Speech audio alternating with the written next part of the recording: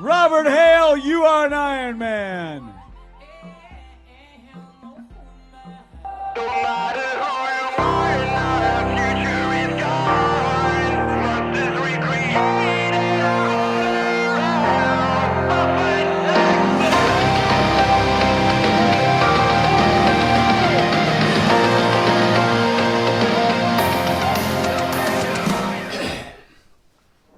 What's up, guys? How is everybody doing? So this is the last video of the Ironman Florida race series or training series, and I wanted to come in and I wanted to just do a video just to kind of give a race report.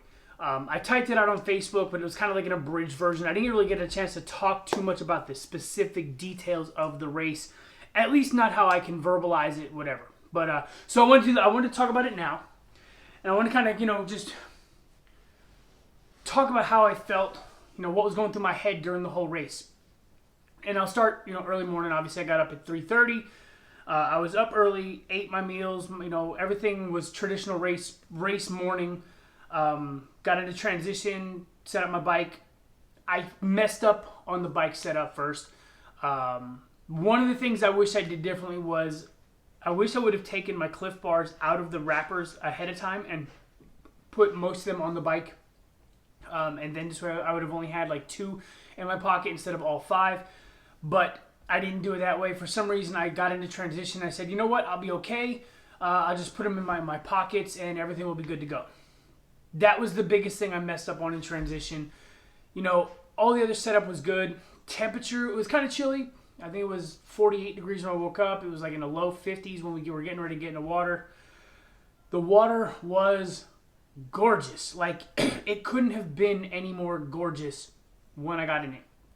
Got down about 6:30 to the water, turned on my morning clothes bag, which had my camera, my phone, my room key, my hoodie, and anything else I was wearing at that particular time.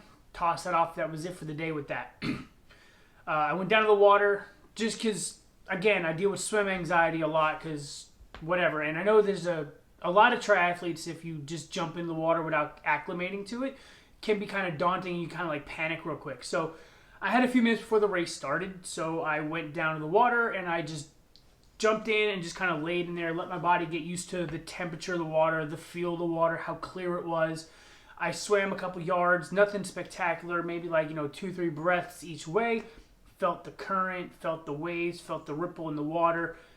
And I was pretty confident that it was going to be a good swim. It was a self-seeding race. So I positioned myself at the end of the hour 20 to hour 29 minute window. And I just got in line. I waited. So it took me about 10 or 15 minutes after the race started before I got in the water. So my time started a little bit after 7, I think. And I had a strategy on the swim. My first lap was just kind of get through the first lap, at least make it to the first turn where the herd would thin out a little bit. I was sighting pretty well. I could sight all the buoys. I don't think I swam off course too far. If anything, I went too far one direction, away from the buoys, not inside the buoys. So that's a positive for me. And the first lap went fine. I got out of the water. I think 39 minutes was on my watch. And, I felt really good, drank my water. The second lap was a little bit slower, but I think that's because it took me a little bit to get back into the groove of swimming, because you had to get out of the water, cross under the arch, which is the timing mat, to let you know, hey, you started your first lap, or you're starting your second lap, and then you had to walk like 50 yards diagonally back on course, and it was real shallow. Like, I want to say I was maybe in like thigh deep water for most of that. So I just kind of took my time getting out there. I was in really no rush. I knew I had plenty of time as long as I was able to maintain that current pace to get out of the water. Like, I was never planning to win the race in the water. Second lap, I think, was like 43, 44 minutes, and I got out of the water about an hour 22, and I was perfectly happy with that. I saw some jellyfish. Apparently there were some dolphins swimming that I didn't see. There was a couple manta rays or stingrays in there that stingrays, not manta rays. Manta rays are huge. There was a couple stingrays apparently that I missed. I didn't see. but I don't really care. Was not the less marine life I saw, the better for me. Got out of the water, got my wetsuit stripped off, went into transition, found my bag, no problem. And then I just kind of took my time. I got dressed, I got changed from my swim gear to my bike gear, put all my bike nutrition in my pockets. Again, this is where I kind of slowed down in transition because once I got out to my bike, I had to put some of that gear, the bike nutrition in my bike bag. And that kind of took about an extra minute and a half, but I'm not even upset about that. Got on the bike, and I had a goal for the bike. I was hoping to average closer to 20 miles an hour, but I knew about 10 minutes in, that wasn't going to happen. There was a wind from the north-northwest. It was really kind of hitting pretty hard. It wasn't like it was like a dire wind, but it was slowing it down to the point where I wasn't trying to push myself. I knew this race was going to have 112 miles on the bike, and I hate admitting this, but the longest I've ever ridden on a bike prior to this race was 75 miles. So I knew how I felt after 75, and I still had 40 miles to go. So I didn't want to kill myself too hard. I didn't want to push too hard and try to exceed and exert too much energy because I knew I had a marathon coming. And again, with the last few races I've done, there's always been that cramping issue.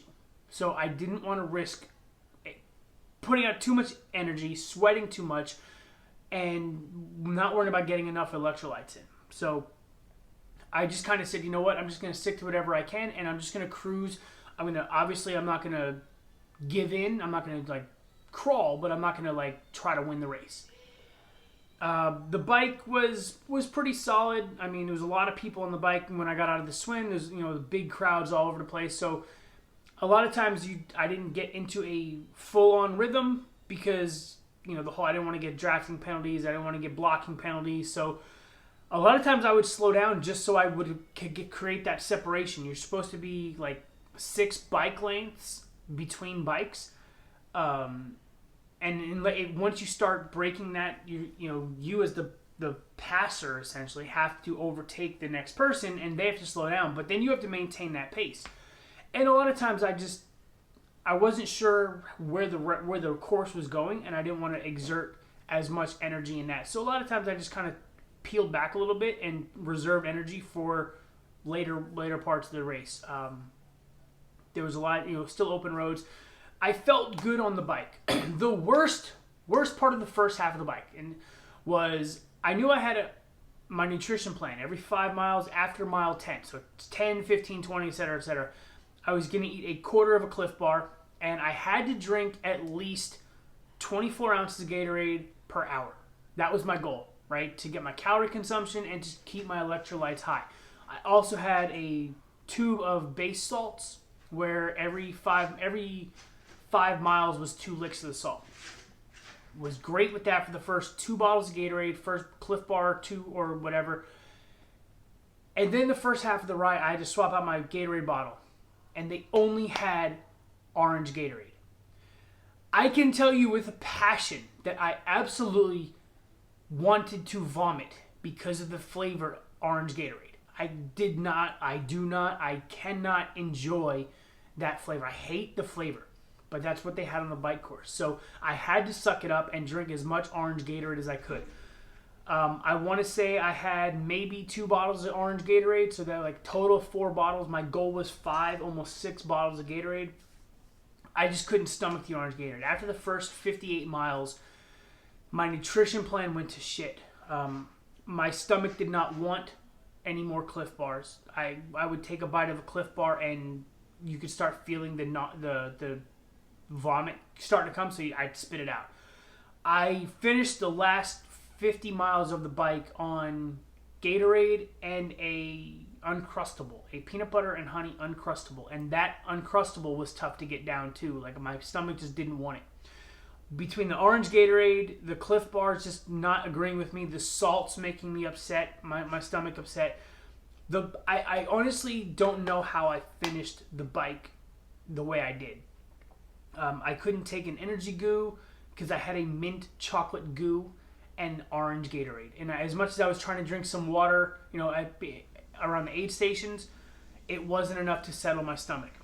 But I made it through the bike. The bike was a little slower than I wanted to. I want to say it was like almost an hour slower than I wanted. I think I averaged just over 17 and change, 17.4 on the bike. But again, I knew I wasn't going to hit 20 within the first 10 miles on the bike. So I was okay with that. I got off the bike. I knew I still had at least 9 hours and change to finish the run. And I was perfectly happy to be there. Got in the changing tent, took a little longer. I made a change to my run gear. Initially, I was going to put my long sleeve shirt in my special needs bag on the run with an extra pair of socks. And I was going to put that on halfway through. It was a little chilly, and again, you have to make all these determinations pre-race. And I wasn't sure what the temperature was going to be like, how I was going to feel coming out of transition T2, because I knew it was going to be around 2:30, 3 o'clock at the earliest. So I put my long sleeve running gear in my transition bag, and I put it on at the start of the run. That was a mistake. That was absolutely a mistake on my part. I should have stuck to my original plan and keep it in the special needs bag. The first couple miles I was out, I was running, I was jogging, trying to keep it around 11 minutes per mile. Within the first couple miles, I was really starting to get hot. About mile 4, my plan was to jog to the aid stations, walk the aid stations, enjoy some, Gatorade, whatever they had, wherever I could stomach food-wise, banana. If they had something solid, I could enjoy something solid there. And just kind of, go aid station to aid station. I had 6 goos on, or 4 on me and 4 in my special needs bag that I was, just in case. I think I took 1 goo and almost threw up. So I knew goo was out of the question. My stomach was just not settled. So I pretty much had to go off Gatorade and the banana in between aid stations. Luckily, they were every mile. So I would try to run to the aid station, jog to the aid station, and then walk the aid station, and then continue that pattern. Around mile 4, I started heating up to the point where I was just kind of getting uncomfortable. I was running with a friend who was running based on his heart rate. He would, jog until his heart rate got to about 140, then he'd walk till it hit 129, and then he'd just repeat that cycle, not letting his heart rate get too elevated. But I was starting to get hot because I'm a big guy. I generate a lot of body heat. So around mile 5 or so, 5, almost 6, I took the long sleeve shirt off of, and I threw it in the trash can at the 10K turnaround. And it was very cool. So I felt so much lighter. I felt cooler because the air was able to flow. And I got to the first half marathon just before sunset. So I knew it was like a 5:30, almost 5:30 when I got to the first half marathon. And I knew I was good.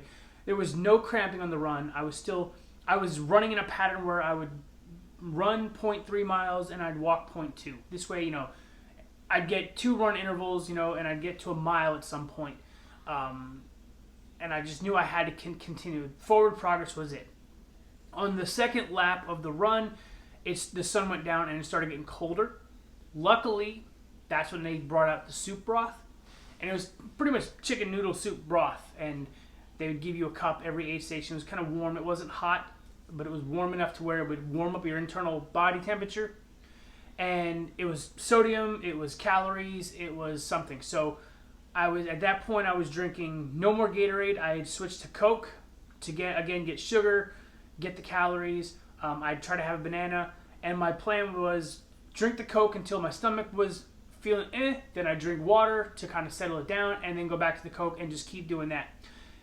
And then the soup broth in the middle of all that. Every aid station was a cup of soup broth, and it seemed to work. I started being able to eat a banana every couple aid stations, so it was like quarter or half a banana every 2 or 3 aid stations. And when I got to the 10K turnaround, on the second lap, I knew I had 6 miles to go. I was starting to get cold because it was dark. It was whatever. And at that point, I knew I was, I was 6 miles from home. But I was looking forward and back, and there was nobody around me. I actually had to stop and ask somebody what time it was. And they were like, yeah, it's 7:45. So I knew I had plenty of time, but it seemed like I was running by myself for a while. And it was really kind of daunting for me because I'm like, am I that far in the back of the crowd where I may risk not finishing. But I knew I had plenty of time because the sun hadn't gone down that long ago. So I knew the sun went down around 5:30. So like I hadn't been out there for 4 hours, at least not to that point. So cool. I had plenty of time. I hit the turnaround. I'm cold. I'm wishing to God I had that long sleeve shirt, but I wasn't gonna fish it out of the trash can. Just kept on moving. And it was a struggle. It was a struggle to keep moving. Not because I didn't want to, just because I was lacking energy. The biggest issue I had on the run was muscle fatigue. The longest run I'd done in training, again, hate to admit it, was only about 11 miles. A lot of that came because of the heat exhaustion days that I had. My knee was bothering me during training, so I didn't really get the mileage on the run that I wanted. But I'm not going to use that as an excuse. That was just something that I wish I had done better. Finally, I get the final 2 miles, whatever. I'm in pain. I'm sore. I'm tired. I just wanted to finish, get to the finish chute, and I want to say I jogged the last 3/4 of a mile nonstop. Just kept on going. Almost picked up my speed a little bit coming through the chute, and I finished. 14 hours, 29 minutes, and 12 seconds. I can now officially say with pride, because I have officially completed a 140.6 mile race, that I am not only an Ironman, but I will proudly say I am a 2-time Ironman, because I've done 2. Just the first one wasn't 140. Officially, it was not 140.6 miles. It was 84.6, so I kind of felt bad saying I was an Ironman when that was the distance I completed. Now I can say with as much pride as possible, I am a 2-time Ironman. And it feels good to say that. I was exhausted coming out of the race. I was, just beat, but I wasn't sore like I was the first time. The first time I was destroyed. Like walking was a struggle for me. I finished with a smile on my face this time. I finished, I was upright. I was able to eat afterwards. I had a bacon cheeseburger after the race. The next morning, my appetite was there. I probably shouldn't have had the chorizo burrito for breakfast, but I was able to eat. I was sore for a couple days, but literally 3 days. I was sore for 3 days total. That's it. Wednesday, I was perfectly fine. I actually started working out again this week. But will I do Ironman Florida again? Not anytime soon.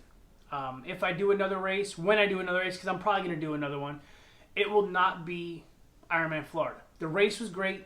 Nothing against the race. But I don't want to have to train throughout the summer. So if I'm going to race, it's going to be a early season or mid-season kind of race to where the bulk of my training is done in like the early summer, late spring, early summer. This way I can kind of avoid the upper 90-degree days, and I can just kind of focus on, I'll be tapering when those hot days kind of hit. But yeah, the venue was great. The course was fine. I had no issues with the course. The volunteers, always amazing at any Ironman race that I've ever done. The swag was fine, was doable, was enjoyable. I got an Ironman book bag. I got the finisher shirt, which is a nice tech shirt. It's a little thicker than a typical tech shirt. I got a flag. I bought my name banner, which is somewhere up there is my name, right there.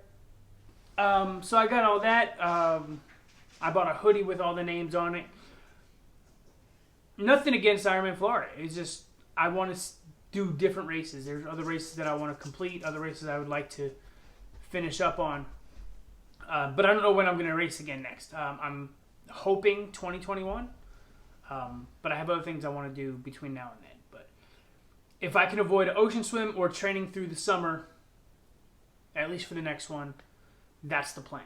So, but yeah, 14, 29, 12, that's where I'm at. Next one, we'll shoot to beat that. I had that aggressive goal of 12 hours, but I knew my realistic goal was closer to 14. I even told some of the coaches I talked to at the race, at check-in, they asked what my goal for the race was. I said, well, my aggressive goal was 12. My realistic goal was about 14 hours.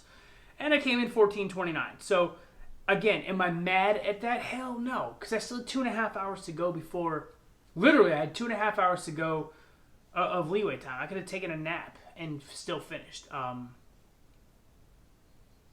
But obviously, I want to improve. So, for the next one, I'm going to take whatever measures I can to improve my training, to improve my nutrition, because that has to improve, and I'm going to improve the outcome, you know. But there's more work to do elsewhere. So that is my 2019 Road to Ironman race report.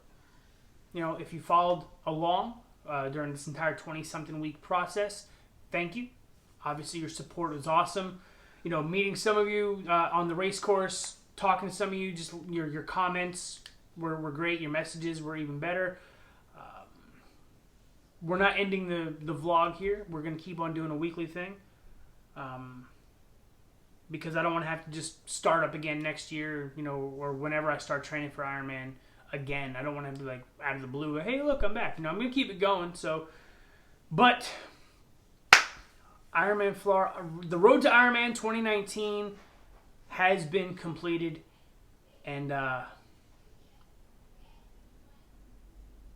a lot of positive, a lot of negative. You know, I'm not satisfied. I'm not disappointed, but I'm definitely not satisfied. So, one more thing I got to show you.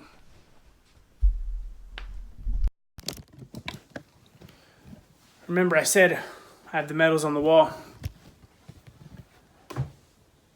Here they are. Gulf Coast, Ironman Florida, the Florida Challenge medal. The last 3 medals right there.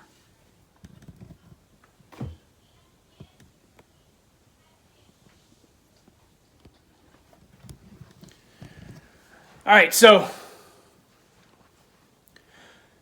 Road to Ironman 2019, officially signing off. See you guys in the next video. Peace out.